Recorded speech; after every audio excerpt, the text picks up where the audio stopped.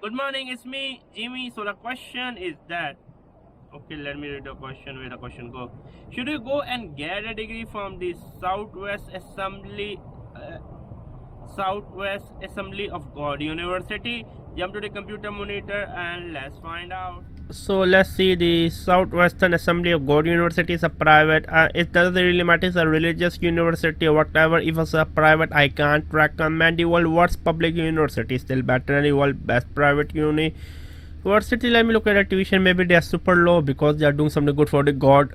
Southwestern Assembly of God University is charging you that $20,000. Shame on them, to be honest with you. They're using the name of God and still charging you. They should be free, or at least it should be like around $5,000 maximum. I mean, they are just there for profit using the God name. My personal opinion. Go to a local community college. It doesn't really matter that is a religious college or whatever. Go to a local community college.